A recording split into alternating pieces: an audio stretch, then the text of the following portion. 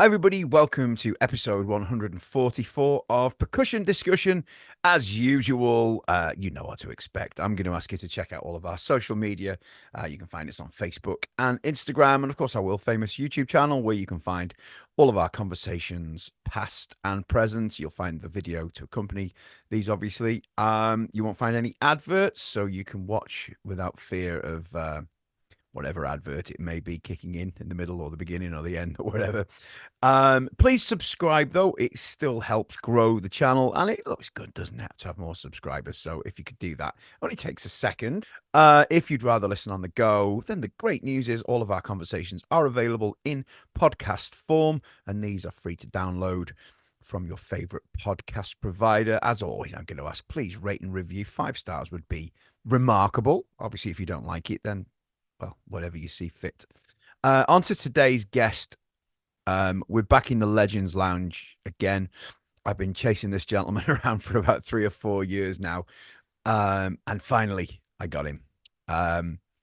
Some people don't need a big introduction with what they've done. Their name stands alone, and this gentleman is no exception. So it gives me great pleasure to welcome the legendary Mr. Kenny Aronoff.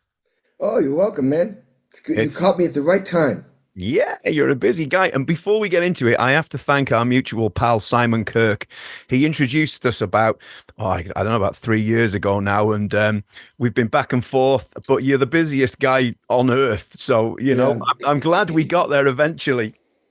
Has it been 3 years, really? Yeah, 3 years. God, that time flies by. Doesn't it just? Time by. Oh my God, I can't believe how much just flipped by. God damn.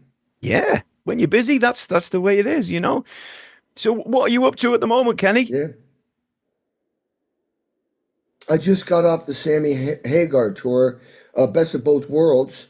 Jason Bonham had to leave the tour for some family stuff, and Sammy called me up, and I had 23 hours to basically get on a plane. And I write very detailed charts. I mean, every note. So I should have. Actually, on my phone I can bring one up. So I basically I had gotten a little bit of warning. So I started. I spent 13 hours one day writing charts, 8 hours the next day, and then started to run the show. And as I was starting to rewrite some of the charts, I got the call that I had to be on the plane in like 23 hours. So I basically came in. I came in here. I'll show you this. What one of my charts looks like. Let's see. Check this out.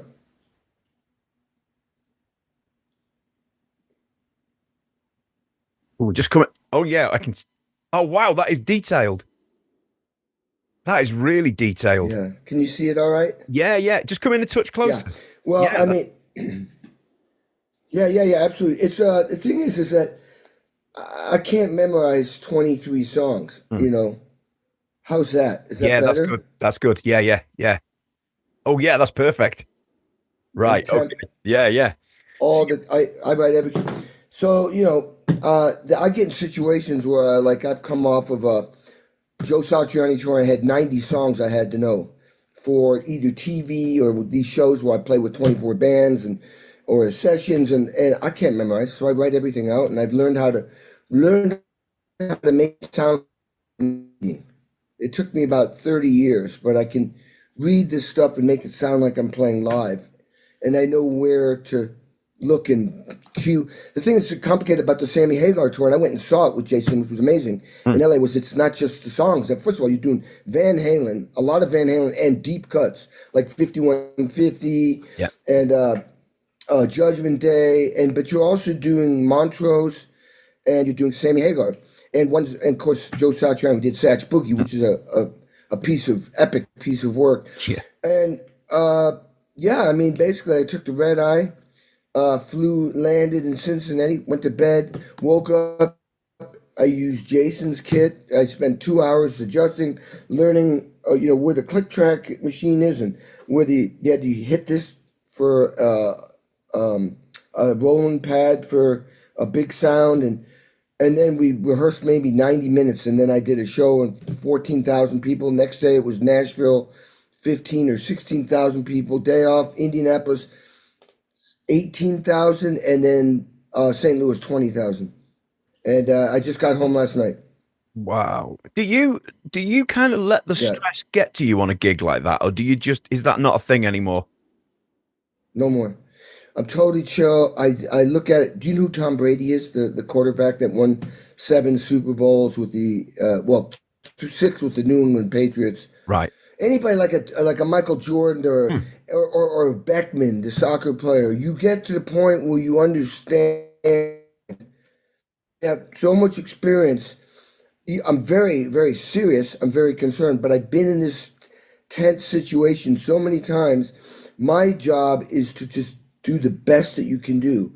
And when something doesn't work out, you completely reject it and blow past it. Because the North Star for me, if you want to talk in terms of sports, is to win the World Cup, is to win the Super Bowl, is to win the World Series, the NBA title, the Stanley Cup. And these guys, like a guy like Tom Brady, you've got, and he's done it before many times, you got 3 minutes left in the game, and you're down 14 points. That's two touchdowns and two field goals that go with it. And the first play you call, you sack. Now, he gets pissed for 1 second, but then he completely goes, my North Star is to keep, in this particular situation, is to make sure that Sammy Hagar and that incredible band can play those 4 concerts, that the crew can still work, that the truck drivers, the people flying the planes, the merch guy, keep them in business. That's my job. Hmm. And to perform as best as I can. It's almost an impossible situation, but I've done this before, and I have the skills to get the job done. Hmm. And I have a phrase that goes like this: I'll never be as great as I want to be, but I'm willing to spend the rest of my life trying to be as great as I can be. Now, that is what I call the human condition. It would be it's virtually impossible for me to come in a situation like this and to be perfect because we haven't played together. Hmm. We haven't done the show together. But the human condition is you're always striving to be great, and you don't worry about the fact that you're not getting everything 100%. Yeah. Forget about it. If you focus on that, you won't be as great as you can be. Your job is to persevere until the last second Hmm. of that job, which was for me 7 days. Yeah. Yeah. That's it. And that's a true warrior, a true Jedi, a king or a queen, where you execute knowing all you're trying to do is the best you can and appreciate you doing that, even regardless of what comes at you. That's like let's say, in soccer or rugby or football. The athlete breaks their leg in preseason before the first game, and they're out for the season. Why do they come back a year later? Because they fucking love their sport. They love what they're doing. They care so much about what they're doing. It helps them. That's the fuel that helps them persevere through all the obstacles and setbacks that are going to come at them. Health, life, whatever. That is who I am. I'm that guy. I love what I do. I figured it out at age 10. I want to do this. And that driving force in me, it's who I really am, allows me to come stand on the side of the stage, totally cool and chill, knowing you have a job to do. Just fucking do it. Yeah. I like that. I like that a Yeah. lot. And Can you relate to that? Can you relate to oh, that? I 100% I can. And Yeah. do you know do you ever get a part that's a challenge to write out? Do you ever hear? I mean, some of the Van Halen stuff. Do you go, shit? How am I gonna? Where do I start? Yeah, because in let's talk about Van Halen stuff. Eddie Van Halen would start songs on the and of four or Mm. on the and of one, or he would. You're playing things and your ear first hears it a certain way, but it's not that way. You know, like there might be a song called like Judgment Day, da da da da da da. It sounds like 4 1 2 3 4 1 2 3 4 1 2. It's not 1, 2, 3, 4, 1, 2, 3, 4, 1, 2, 3, 4, 1, 2, 3, 1, 2, 3, 4, 1, 2, 3, 4, ba ba da ba da, 1, 2, 3. It's not the way you feel it. And oh man, it made me laugh, but it also made me cry. It's like, oh my God, I don't want to blow this. So yeah, there are these very clever parts. And what I do is I have a thing called RPS. RPS, the repetition of any skill is P, the preparation for success. So I'll go and listen to that thing 50 times. I'll practice. I'm not talking my part. I'm talking about what Eddie's playing. Hmm. And I'm not the most, I'm just a very hard worker. Well, there's a lot to be said for that. I mean, this is you've had the most incredible education in music as well, haven't you? It's no secret. You studied and worked hard and practiced hard, haven't you? Yeah, well, I mean, I'm so old that when it was time to go to college, which we did, look, I grew up in a small town of 3,000 Hmm. people in New England. I wasn't living in New York or London or a center, a city where, the mecca of the music business. Let's say back then it was London, Nashville, LA, and New York. And when I went to college, I studied classical music. Hmm. And me being me, I always give 150%. I worked my way from the bottom to the top. I mean, Vic Firth was my teacher in the summer on timpani. I was practicing. I mean, I played violin concertos on marimba and played in operas, and I learned how to read and write, music history, music literature, conducting, piano. I mean, I just worked my way from the bottom to the top. I eventually got into the Jerusalem Symphony Orchestra, and I turned it down for the reason I talked about, which is that in my heart, I wanted to still be a rock and roll drummer. And I was playing rock and roll and jazz and everything on the drum set during those college years. But I didn't see how I was going to make a living doing it, and I had no connections to do it. Hmm. And when I turned down the Jerusalem Symphony Orchestra, everybody was like, what? You just spent 5 years preparing for that. But the takeaway from that decision was I was following my heart. I turned down a paycheck, a job. I turned down certainty for complete uncertainty. What was I turning it down for? To move home to my parents' house and study drum set with two drum set teachers and practice 8 hours a day to try to catch up to all my heroes like a Vinnie Colaiuta, Steve Smith, Steve Gadd, whoever. I mean, I was like, what did I just do? But eventually, those two worlds came together, hence that chart I just showed you. And, Sammy Hagar moved me up to the front of the stage at the end and went to the audience, you wouldn't be here, we wouldn't be here if it wasn't for this motherfucker right here. Because I've seen I it on could YouTube. write this. Yeah, it's Yeah. pretty great. And so, so that's finally, I learned a lot of discipline. When I went to Indiana University School of Music, there was no hand holding. This guy my teacher would wash people out. That's why they were number one. They were the number one school of music in classical music in the country, if not the world. They would wash people. You either do your job or get out. Mm. And that was a great lesson for me to teach me, hard work, self-discipline, and perseverance. But all of it is fueled by passion, desire, your purpose in life, figuring it out. Socrates said that in order to find happiness and joy in your life, you have to realize, what is your purpose? What are you doing here? And then take action and do it. Mm. Mark Twain said, who's a writer who wrote, two most important days in a person's life are the day they were born, and two, basically, what are you doing here?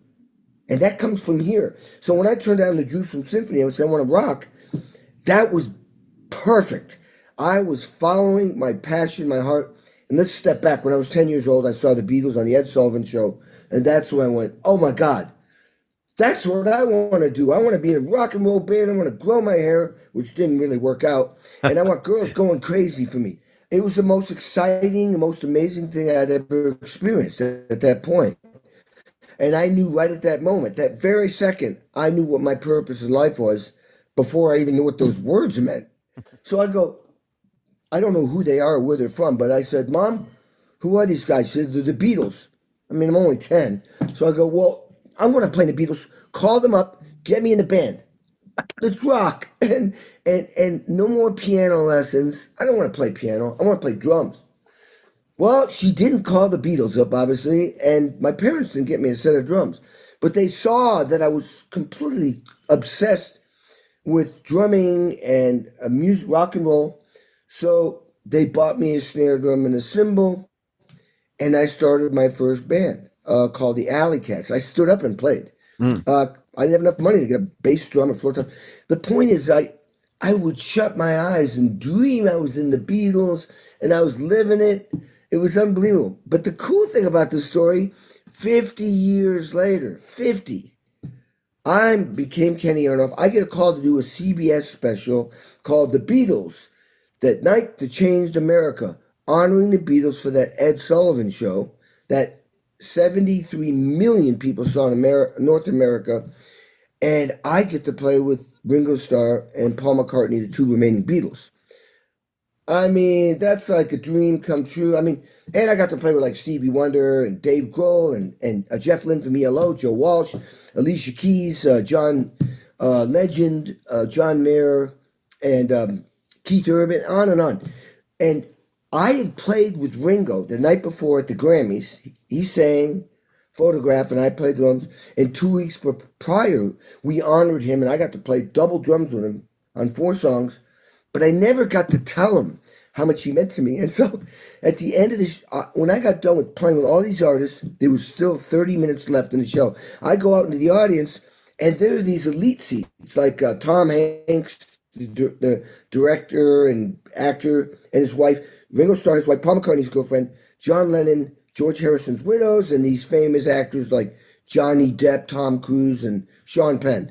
And I go up to Ringo, and I'm trying to think, this is my moment to tell him how much he means to me. I get on one knee, and I'm trying to think, what am I going to say? And he goes, oh, Kenny, that's okay. I'm already married. I'm like, no, dude. I want to tell you how you're the reason why I play drums. You're the reason why I play rock and roll. You and the Beatles set me on a path, a course at age 10 that I've been on ever since. You helped me realize why I'm alive and what I'm supposed to be doing. And I walked away and I started thinking, you know what? In order to be great at anything, you've got to love it. Because I realized at that moment, that's why I'm here. Because I would not stop. I'm unstoppable. When you do what you love doing, you're unstoppable, you're undeniable, and you're 100% authentic. Mm. I'm the guy I can't wait to do what I do when I wake up, but the guy doesn't want to turn the lights off at night because I'm still digging what I'm doing. There's a lesson for us all there, isn't there? Wow. Do you know, well, it's good timing this, Kenny, because you're going to be coming over to the UK at the end of September to do the UK drum show. Yes, I'm so pumped. I'm really pumped. I mean, I love England. And Liverpool as well. I mean, dude, my sketch, what'd you say? Liverpool. I know, Liverpool. Yeah. And I played at the Cavern in 1980 with Johnny Cougar. Wow. It was not the old Cavern, because I think that got knocked down, but it was the new Cavern.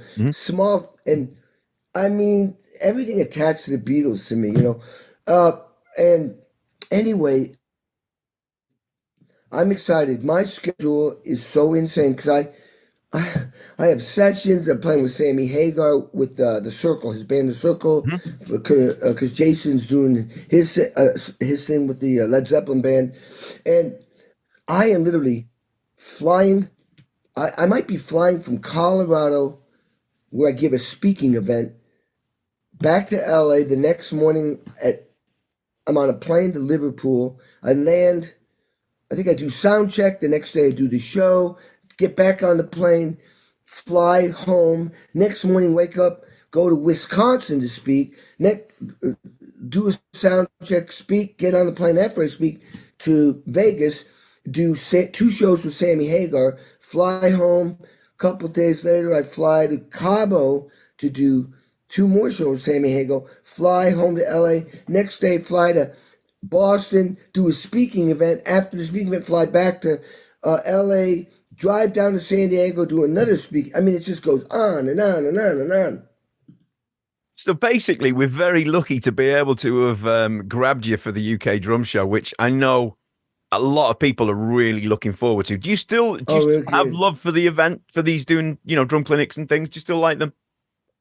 Oh yeah, at that level, I love it. And my clinic is kind of a combination of motivational and my story, and I'll play a bunch of music. Mm. I mean, the first I won't say who, but the first song is with a guy I recorded with in Monmouth. Two English guys, famous. I won't say who they are, but it's badass. Mm. It was at, well, let's just put it this way. In Wales, they have, what's it called? Is it The Rockfield? big studio with Rockfield. Rockfield. It wasn't Yeah. that one, it was the farm.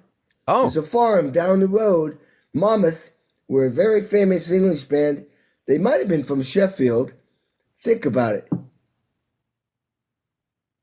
The Sheffield. first, what's the opposite of, okay, Black Sabbath. Oh, really? They were record. They recorded in Monmouth. It's like a farm. Yeah, When you yeah, yeah. wake up, you can hear farm animals. So I was recording in that studio Amazing. with maybe one of the guys from that band.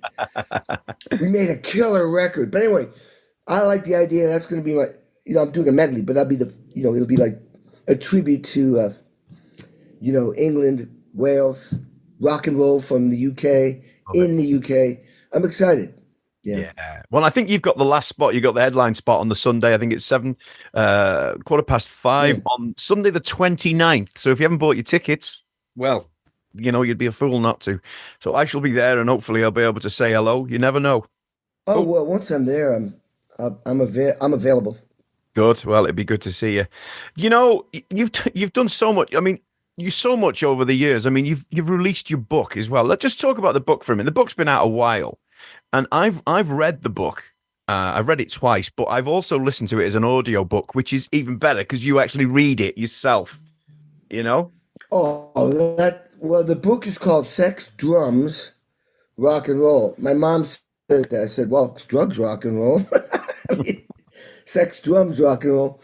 The book is basically my success, and it stayed successful for over 40 years, and it's just hard work, and following your heart. As I said earlier, when you do what you love, you will persevere. And there's great stories, everything from, growing up, playing in bands, getting hired, making it camp, then becoming a big session drummer where many people flying me all over the world. Then the music business changed. So I moved to LA. I got my own studio. I call it this thing adapt or die. If you don't adapt and adjust, you will die, especially in the music. So I constantly making adjustments. And, I got great stories with the Pumpkins, with John Fogerty, John Mellencamp, Bob Seger. Just incredible stories. But that's the entertainment part. But there's a deeper meaning, and that's the hard work and the perseverance and realizing the clock is ticking. Time, man. Figure out what you want to do in life and go after it because life is short. And that's kind of what the book's about. Yeah. And it is. I mean, audiobooks are sometimes something I either like them or I don't. It's as simple as that. But when the author is reading it out himself or herself, it makes it much more personal. And I'm so glad you made the decision to do it, Kenny. So yeah. Well, dude, here's what happened. It was during the pandemic, and they started having an actor or somebody do a profession. I went, whoa! First of all, it's in my contract. I read it. So basically, I paid for it Hmm. because they used their budget up on that guy. I paid for it to do it right because I felt like this is my audio book for life. So I did it in my studio, Uncommon Studios LA. And yeah, nobody's going to understand those stories, like me. And I could say it with my voice. And I have a strong personality. And so I made sure, if I made sure that my emotion and my passion came through in the reading of that book. Yeah. Yeah. Oh, it did. It did. And as you say, the hard Yeah. work element really comes through. It really does. I mean, everyone's Yeah. aware of how busy you are, and you've even managed to get your own podcast going as well. I don't know how you do that, but you have. So Crazy, crazy. Oh my God, so much. I had no idea how much work that was. Hmm. Yeah. Really, that's a. But I'm glad I did it. So the people who haven't seen the podcast is called the Kenny Aronoff Sessions on YouTube, and I have guests like Bill Burr, the comedian, like Sammy Hagar, Joey Belladonna from Anthrax, Joe Bonamassa, the guitar player, John Five who plays with Motley Crue now, Steve Lukather from Toto and Ringo Starr, Lita Ford, Ann Wilson from Heart. Uh, Dee Snider from Twisted Sister. Oh, No drummers. really? No, I well, wanted no drummers. If I got a drummer, I wanted Dave Grohl or Ringo yeah, Starr. yeah. I mean, Absolutely. drummers would be so obvious. I wanted, and all these people I've either worked with, John Resnick from Goo Goo Dolls, all these people I've either worked with or Hmm. recorded with or toured with, or we have a mutual uh, understanding. So my conversations are coming from a place of that we've all been through sort of the same thing. It's not like I'm a non-drummer, just an interview person. And I think Paul Schaefer from the Letterman band, I Wow. had him in my studio and we played. It was cool. Yeah. Very cool. Well, I've seen a few, and I've thoroughly enjoyed it. I have to say, I have subscribed, so check Thank you. that out, and just Good. incredible. Thank you. How do you manage? And I've spoken about this with the last two guests now because everyone does it slightly differently. How do you manage your diary? Do you kind of do you fill with dread when you open the diary when somebody offers you a gig and it's like, ah, Well, let me put it this way. I've turned down tours like Elton John, Mick Jagger. I got asked to join, the Highwaymen, which is Johnny Cash, Willie oh, Nelson, Chris Christopherson. oh, amazing. Yeah, the Highwaymen. Mm, So the manager went, well, I chose not to do it because I still wasn't ready to leave Mellencamp. But the manager goes, he's Willie Nelson's manager, because he goes, so let me get this right. You're going to turn down Willie Nelson, Johnny Cash, Waylon Jennings, and Chris Christopherson. I went, yep. I went, oh. I said, dude, the John Mellencamp band, we're selling out arenas. And I'm in that band, and I'm like, kind of like, almost like the Keith Richards in the band. It was John, then there's this drummer. I recorded every song. I mean, it wasn't like I was just some side guy. So it wasn't easy. Once I went on tour with the Highwaymen, am I a member of the band? No, of course not. So I wasn't ready to leave at that point. But you're right. I mean, this thing, I mean, when Sammy's manager called me up recently, it was a miracle I could move stuff around mm, because I wasn't on tour. But oh my God, I've lost some stuff, big gigs mm. because I'm busy. Can't do it. So I have an assistant that helps me too now. So and the job of the assistant is to every night remind me tomorrow. I have a calendar. I look at it, but it's good to be reminded. Mm. Don't forget, don't forget, don't forget, don't forget. Yeah.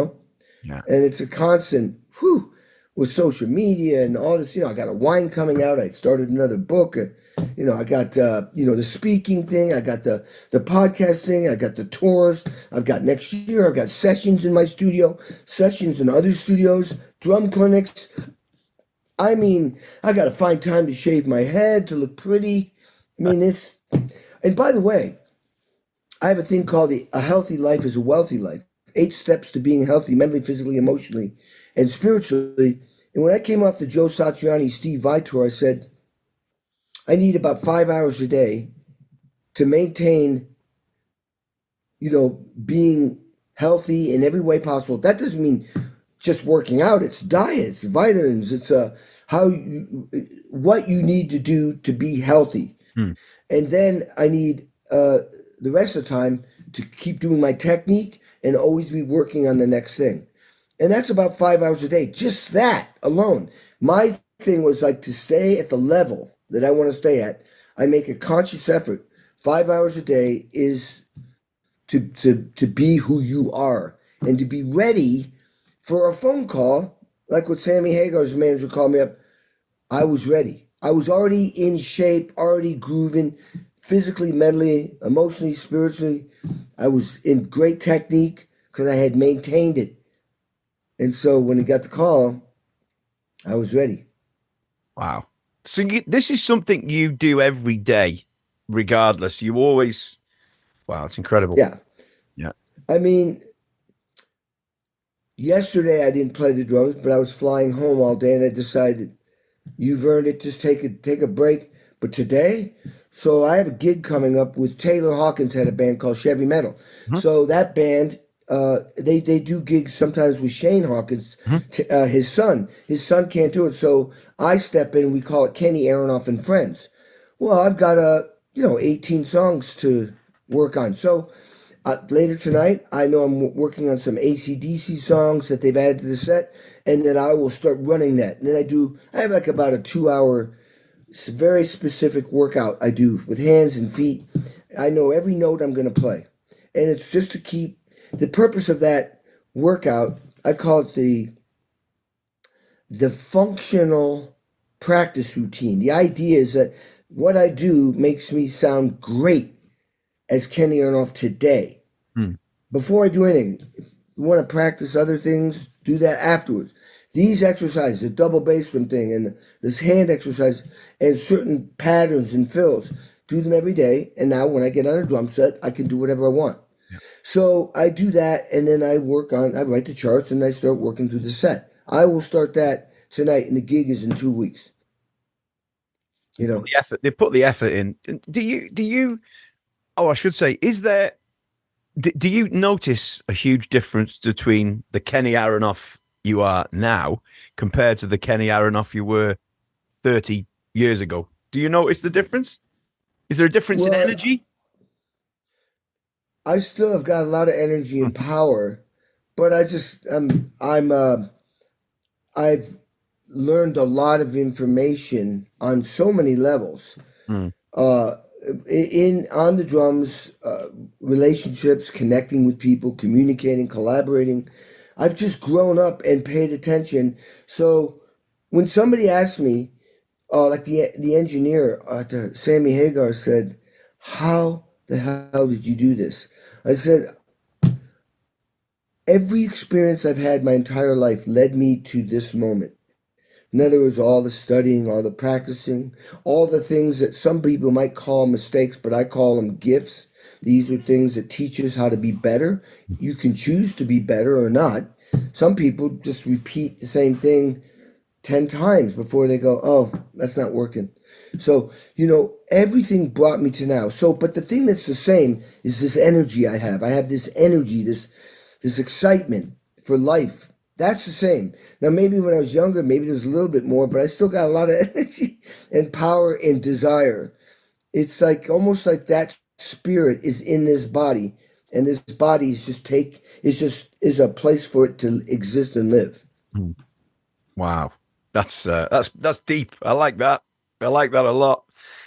You know, you talk about writing charts. For example, if you had a song such as, I don't know, I don't know. I'm just trying to think of what Van Halen songs that Sammy might do. But 5150 is a well, kind of a complicated song. well, yeah. Well, how long would it take you to write the part out for that? And do you do? It fascinates me. This I do read and I do write, not to the level you're at, but I do. Yeah. Um, Yeah. do you do you know the song that well? You can write it out from memory, or would you play a verse and then write it down, or No, 8 bars, or how do you do it? measure by measure. Right. Okay. Now, here's the other thing. As soon as I got that call, I went, I need the board tape Yeah. and I need the video of the whole show. Hmm. So now the question is, how much has Jason changed Alex Van Halen's parts? Yeah. Because I would love to do all Alex Van Halen, but they've changed accents and they've changed arrangements. So I have to always defer to the existing arrangement because the band is used to it. The latest arrangement. But Yeah. Yeah. Of course. yeah, and I could see what Jason did his thing. Sammy, here's another thing you have to see. Sammy says, "Oh, just do your own thing." Yeah, but I I can just do my own thing, but they're used to hearing what Jason's doing. Hmm. So I have to make a decision. How much of it am I going to do what Jason did, and how much am I going to do what Alex did? Now, Jason's doing a lot of what Alex did, but he may put another spin on it. Mhm. Like instead, if Alex is going boo, ba, boo, ba, boo, ba, and Jason might go boo, ba, boo, boo, ba, boo, ba, boo, boo, or put some extra kicks in. I just make a decision what I think feels good for me, and I try to defer to Alex Van Halen always because I think those records are amazing. Yeah. So with 5150, I listen to the record and then I watch the show and I see, they've never. I don't know if Van Halen played that live or not. They may have come, maybe very, if they did, it was very little. Yeah. But Sammy and Michael Anthony from Van Halen wanted to bring out some songs that were not usually played by Van Halen, so to make it a special event. Sure. That song's very long. It's 3 pages for me. That chart could have taken an hour and a half, 2 hours. And I go measure by measure. So I listen to the Alex version, then I listen to Jason. And I go back and forth. And with that chart, even to the last day, yesterday was a travel day, the day before was my last show in St. Louis, I was tweaking it. What I do is I write my charts out, then I take an iPad, I take pictures of every chart, and then I bring it into a program that I can use a foot switch to advance to the next song. Sure. So while I'm playing, with my foot off the hi-hat, I'm advancing to the next song. And so I have the tempos, I have every cue, Sammy talks, don't count off pound cake until Joe looks at you. It's all these cues. So I go measure by measure. And do you notate fills as they are, or do you leave any space to put some Kenny in there as well? Sometimes I leave space, but I put a lot of fills in, especially if they're great, especially like if it's an Alex fill or a Jason Bonham fill. And then as I'm playing, as I get more used to the flow and all that musical experience I've had and all the gigs I've done, if I suddenly feel Kenny Aronoff, that's when I change it. I'm looking at the part that I wrote out, but I might go, nah, instead of going like triplets, like left hand, right hand, like left hand on the rack hand, right hand on the floor tom, kick drum, I might go 6. As opposed to I twice as many notes, same accents but a different figure, or hand foot hand foot hand. So or whatever feels musical. So the more I play a show, the more I may start injecting Kenny Aronoff. But when you just start out in this situation, I want them to be comfortable, and I want to be comfortable. I don't want to try some crazy fill and blow it. It's fascinating stuff, because everyone does it differently. Some people go all in.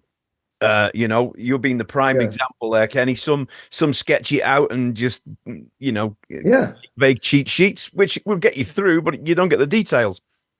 No, and I'm telling you, Van Halen, we're not playing Rolling Stone songs. You know what I mean? These songs are tricky, extra beats, extra measures, extra accents. And then Sammy and the band created all these other parts. I mean, I'm sorry, man. There would have been a lot of mistakes. And then even if they're understanding, it's uncomfortable for them that things are, they start like, oh my God, is he going to get that? Does he know when to end? And, simple things like, the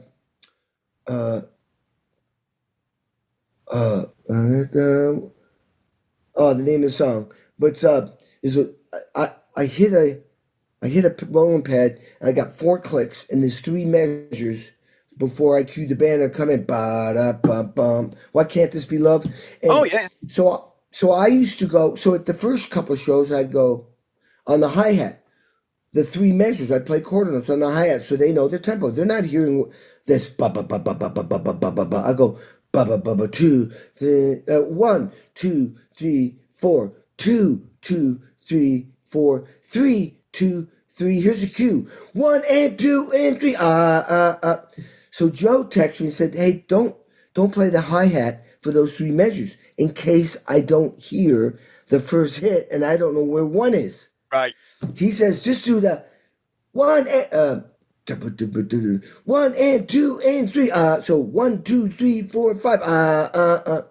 So those are subtle little Yeah. things. So I'd look at the keyboard player who's right there. He's gonna play it. I'd go 2, 3, 4, 2, 2, 3, 4, 3, 2, 3, 4, 1 and 3, 4, 5. No mistaking it. No mistaking it. So those are the sort of the subtle things we learned. I learned every day. I'd get notes from everybody. Hey, or do this, do that, don't do that. There was no set it and forget it. It was right up to the last second. It was constantly learning, and it was intense. But it's my job. That's my job. Yeah. And playing on that big old DW kit, obviously there's a lot of drums on there. You've got the Rata toms and all that. How did you, is that, because Okay. is that your That's kind a of your great- safety blanket gone, isn't it, of your regular drums that you know and love? And Yeah. Oh my God. Yeah. That's, all drummers out there, you know how this goes. You move a cymbal a 16th of an inch and you're missing it. Okay. That was a call I got.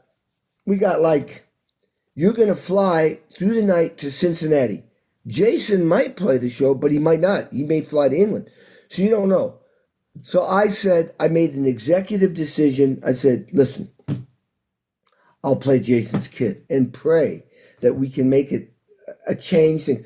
I didn't even change the cymbals. Just the ride cymbal I pushed back. Somehow, and Jason and I are about the same size. I think I raised the stool a little bit. I put my snare drum up because he had a 6.5 and this 24-inch kick drum, which is what I use. The two outside ones, you don't play them. He's just playing the center one with a double pedal. This is something that has never happened in my life. I could play his pedals. He has wood beaters. I have wood beaters. right. Come on, mostly you got to change pedals because the springs, the feel. But I could play them. I went, you know what? Leave them. I just spread them out a little bit more. I put my snare drum in there. The three toms in the front, I just tilted them down toward me a little bit and maybe moved one tom in a little bit. That was it. The floor toms, they were a little too high for me. Just dropped them down.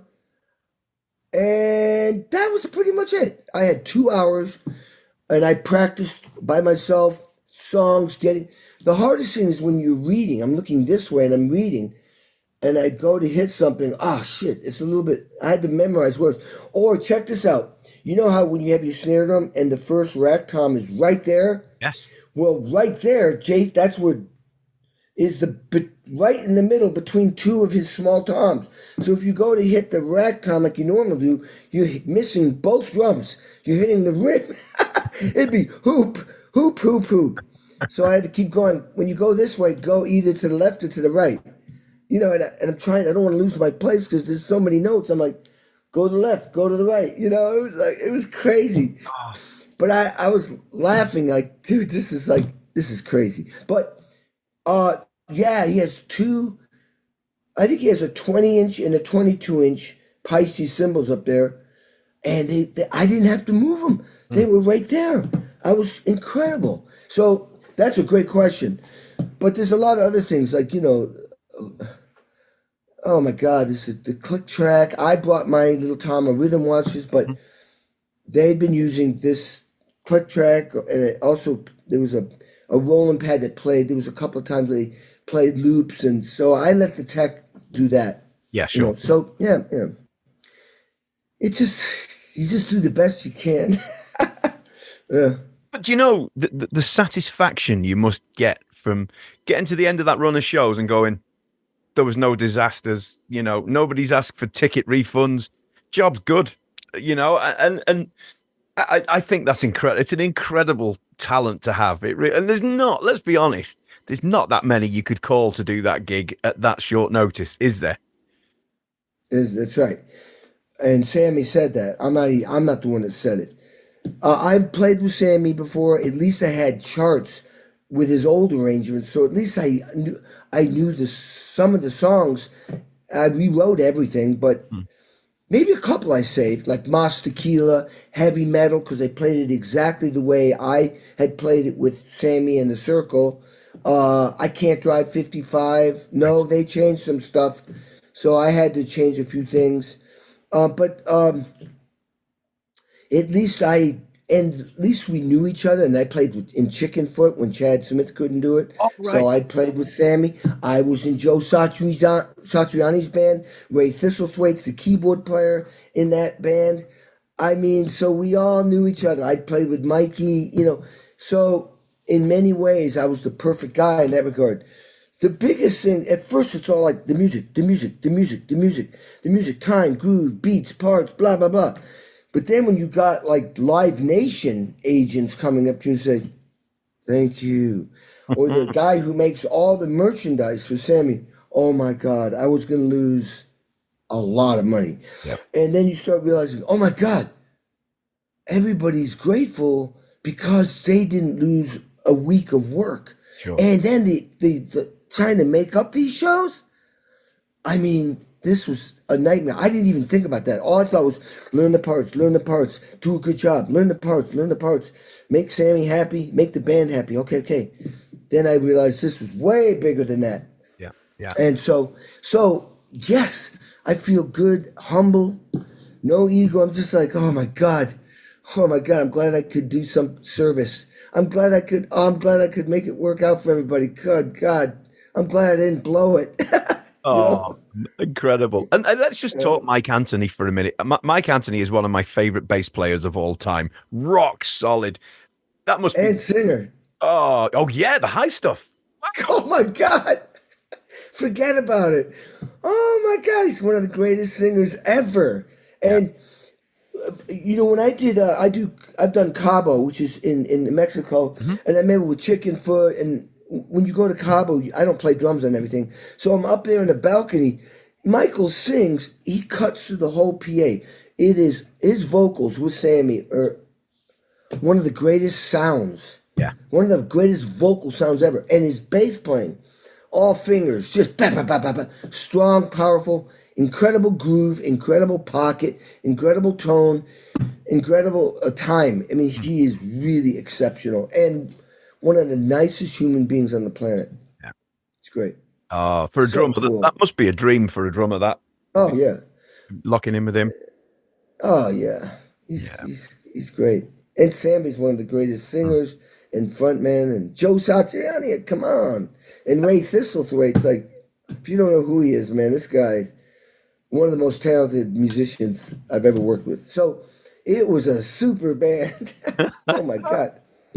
Look, before you go, Kenny, there's one track that you played on which I have to ask you about because I was 20 years old when it came out, and I remember loving it instantly. And that's I'd Do Anything for Love, Meatloaf, because it's just got you all over it, and that's trademark Kenny Aronoff for me when I hear that.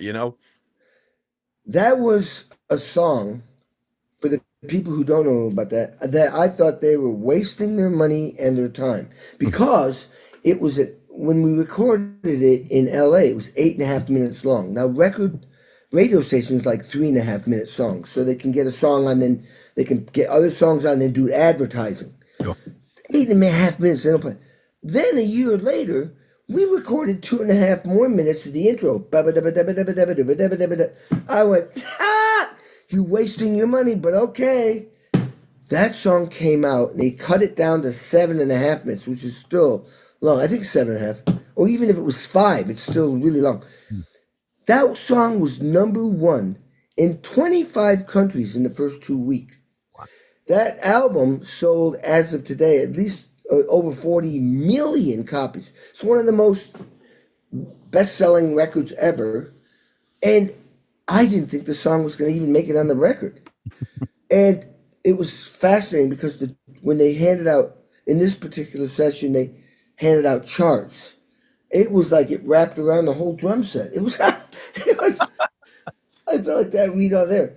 But Jim Steinman, who composed these songs and is the producer, was the genius. So we spent a week on that song because he likes to experiment and try things. What I did with him on that particularly that song, because it was so long, if I did a drum part or a drum fill, and then I'd write it out on the chart, and then he changed his mind, I'd put a line through it and put a date on it, and then I'd put the new drum filler part above it. Yeah. So like on Thursday, he'd go, Kenny, do you remember what you did on Monday? I said, yeah, I do. So I mean, and this was not like the charts I write. It was like one of these big white pieces of paper with everything printed out, so you had a lot of space you could write this in.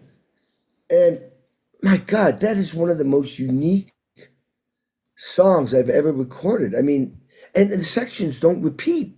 No, It no. just keeps going, you know, but doesn't sound like it's complicated. It's just an epic song. And tempo changes all over the place as well. Yep.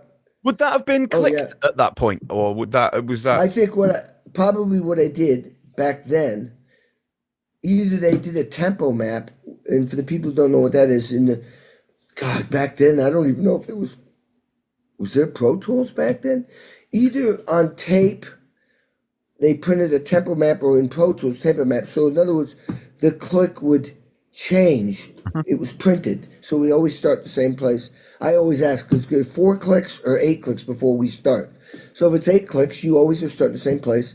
And there might be when a section ends, the click just changes immediately, or if there's a break, there'd be a cue of some sort. Or I had a drum machine, I can't remember. I had a drum machine, and I had different tempos programmed in sequence, and I'd shut it off and turn it on when I needed to. I can't remember how we did, but that I would say we use a click. And the reason why you want to use a click is so that if you've got multiple takes, which we had, you can line them all up. We're always the same tempo, same. So you just for editing and overdubs, you could, I'm glad you think that song. I might play a little of that in Liverpool. Are you going to be there? Oh yeah, I'm there. Yeah, both days. Yeah, Okay. Well, when I play that set, I play a piece of it in a medley. sure. You need to jump on stage and grab the mic and sing. I can do anything for love. And I still don't know, and I won't do that. I don't know what that is, but I never asked them. Kenny, look, this has been a joy. It's been 3 years in the making. You're the busiest guy on earth, and the fact that you've made an hour for me, I tell you what, it means more than anything. It really does. Oh, thank you. Thank you, Maddie. And I can't wait to meet you in Liverpool, that's coming up, isn't it? It's just it's just under a month away now, believe it or not. Whoo, I better start practicing. Sunday, the 29th of September. And the good thing is, this episode will be out approximately 2 weeks before that. So hopefully people will watch it and go, we're going to go just to see Kenny on the Sunday. Well, I'll tell you what, there's going to be a lot of music, and a lot of stuff like we've been talking about. Stories, great stories. All right, Maddie, have a great day. I'm going to start practicing. Good. Enjoy. Thank you so much. And we'll see you in just under a month's time in Liverpool. Cheers, Kenny. Thank you very much. Take care. Bye-bye. Bye. Bye-bye. Bye.